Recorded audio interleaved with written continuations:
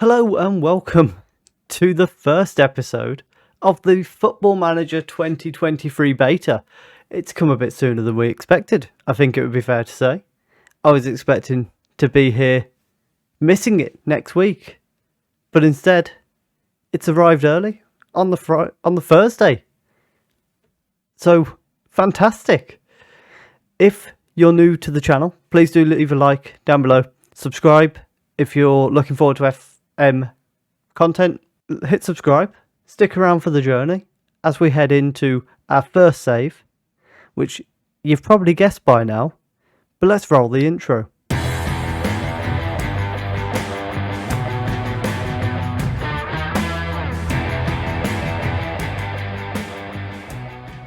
So as you've seen there, the first save here on the beta, it's going to be Real Madrid. So we're going to make our own Galacticos. It's the plan. I don't know what budget we've got. This is literally the first moment I've loaded the game up. So I've got no idea what we're walking into here. But we'll get into it and see what we've got. So we're expected to finish top of the league. Good. We've got no assistant manager. We've got an 81,000 seater stadium though, so that is fantastic. £100 million we've got to spend. Obviously, we've just lost Casemiro, so there's probably something that we need to sign. Maybe a holding midfielder. I'll be honest, I don't watch a lot of I don't watch a lot of football anymore, but I don't watch a lot of Spanish football. So I know Real Madrid are very good. But I'm not sure where they've got weaknesses. I mean, they've won the league and the Champions League, so they're not particularly weak anywhere. But in goal, they've got Courtois. Best 11 has Carvajal, Rudiger, Alaba and Mendy as the back four. Camavinga, of course. Modric and Valverde. Asensio, Vinicius Jr. on the wings. And Benzema, obviously in real life, the recent Ballon d'Or winner. Instantly, I'm looking at Modric. We're going to need a replacement for soon because he's at least 34 now. At least. And also, we're not far off, despite the fact that he's only just joined, needing to replace Rudiger as well, because he's like 30, 31, I think. So I want us to play attacking football, high reputation players being signed. You kind of expect that. They want us to reach the latter stages of the Champions League and win the league. I think that's all possible. Definitely. And the supporters, again, they want attacking football, high reputation players, and they would like direct football as well. So obviously this is a new feature here with the supporters side of things. Forge a higher reputation than Barcelona and finish above Atletico Madrid are on there, which is quite interesting. I haven't paid much attention to what had been added because I don't like to see it. I like it to be a surprise as I come into it. I'd seen about the supporter expectations coming into it. Didn't know those type of things were in there. So that's really cool to see. We'll deal with a lot of the induction stuff off camera because most of it is pretty similar from what I know.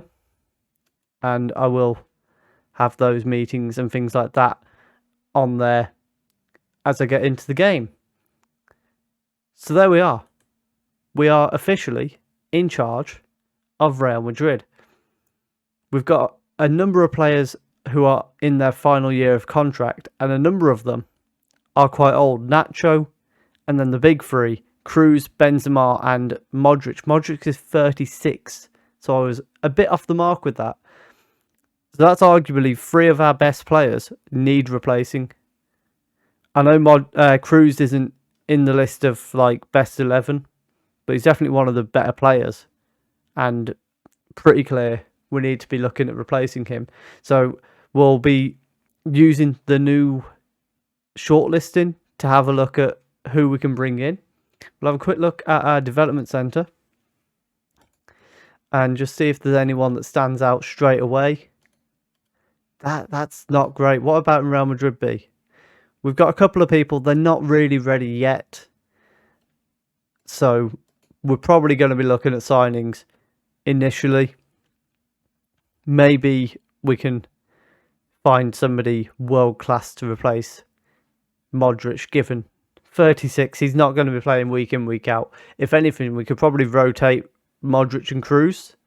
They're relatively similar roles, I think, so we could rotate them too, along with some younger players around them.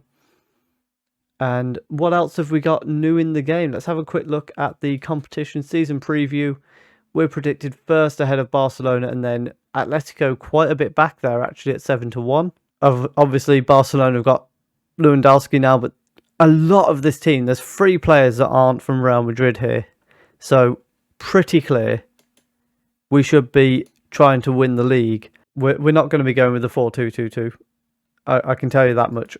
Just for now, we're going to go a bit basic and just have a look at if we went with the 4-3-3. I'm going to try and come up with something a little bit more creative than that as we move forward. We've got the squad planner, so straight away you can look at central midfield. You've got Modric, Valverde, Kroos, Alaba's 30 as well, so that's 2 centre-backs that are relatively old, although we've got Militao coming through there as well. So instantly I'm thinking we need at least another centre-back and at least another midfielder. Straight away, they're being identified as places. We've got aging players and we need to bring something else in.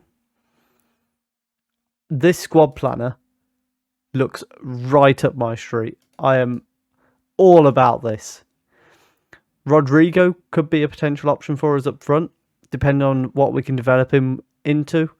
He's wanted by City and Tottenham. They're not going to get him. I think what I'll do for now, oh my goodness, I could go down a right rabbit hole with this stuff. This is phenomenal. One thing I've learned very early on, as you can tell, love the squad planner. I'm going to go have a little dive into it.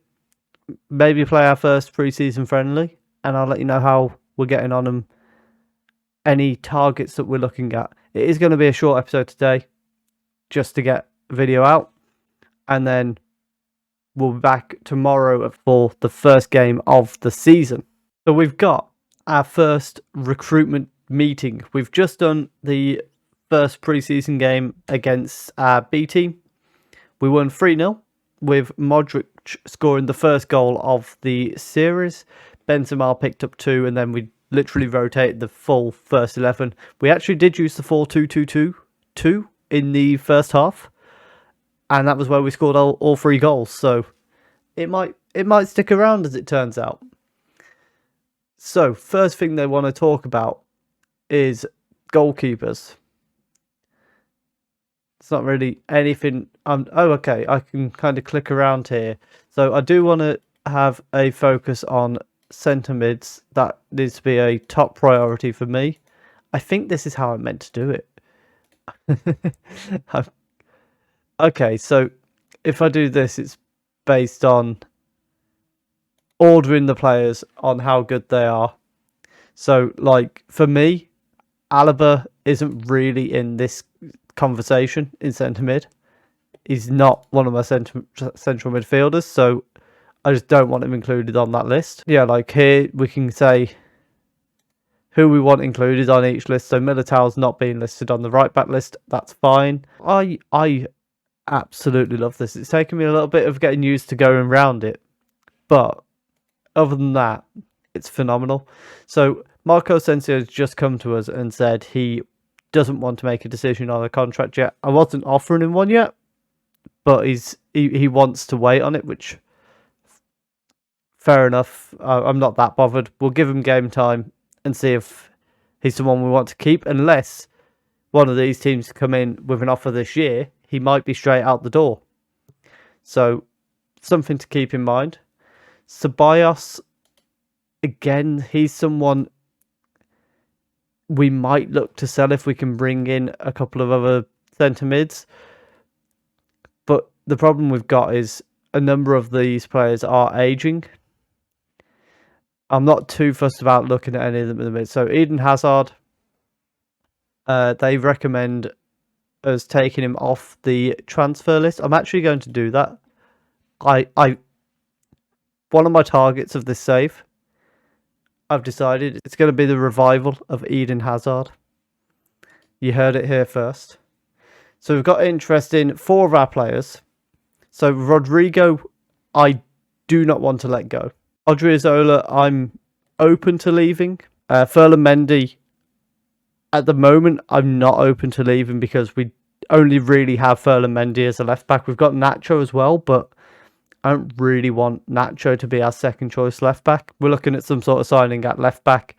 At the moment, we've not got any staff suggestions, but nevertheless, this is kind of what we're being told to look at. That's kind of it for our first episode. So let me know down below who you think we should be looking to sign. We are definitely looking at a left back. As you can see, Alaba's our best left back, but we kind of want him for centre back. We could even look at maybe a 3 at the back formation. Might have a look at that and make use of the wing backs because we've got Carvajal, Vasquez, and Odriozola that could play there, whereas Vasquez can play right back, but he doesn't really like to. So that's a potential option for us as well, and it would allow us to experiment a bit more. And what else is the beta for, if not experimenting? So that might be what we look to do. But for now, that is going to be all you get. We'll be back tomorrow at 5 o'clock with episode 2 at the start of the season and a little transfer roundup. If you have enjoyed that, please do leave a like down below. Subscribe if you're looking forward to more Football Manager 2023 content. Comment who you think we should be signing and what do you think we should be winning in our first season in charge. Let me know down below. And thank you very much for watching.